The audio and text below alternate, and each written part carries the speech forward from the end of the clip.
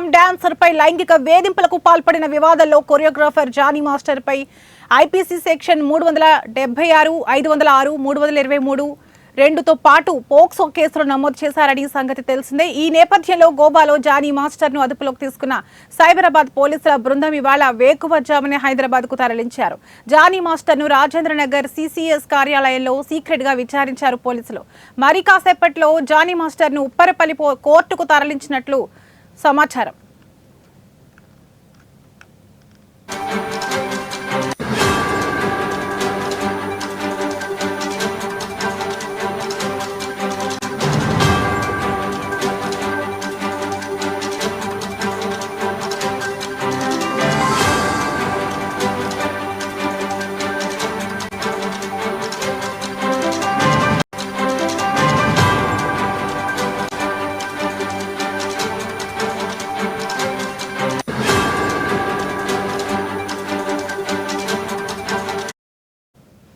ఈ కేసు విచారణలో నార్సింగి పోలీసులు ఇప్పటికే బాధితురాలి వాంగ్మూలం తీసుకున్నారు.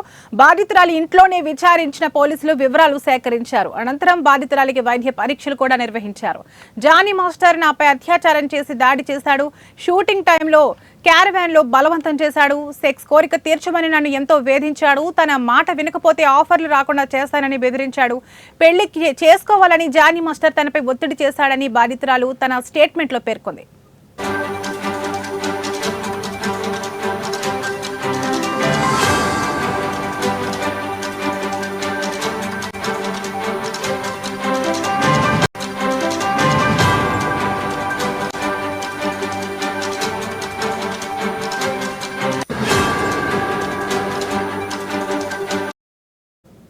బ్రేకింగ్ న్యూస్ చూస్తున్నాం. డాన్సర్ పై లైంగిక వేధింపులకు పాల్పడిన వివాదంలో కొరియోగ్రాఫర్ జానీ మాస్టర్ పై ఐపీసీ సెక్షన్ 376, 506, 323, 2తో పాటు పోక్సో కేసులు నమోదు చేశారని సంగతి తెలిసిందే. ఈ నేపథ్యంలో గోవాలో జానీ మాస్టర్ ను అదుపులోకి తీసుకున్న సైబరాబాద్ పోలీసుల బృందం ఇవాళ వేకువజామునే హైదరాబాద్ కు తరలించారు. జానీ మాస్టర్ ను రాజేంద్రనగర్ సిసిఎస్ కార్యాలయంలో సీక్రెట్ గా విచారించారు పోలీసులు.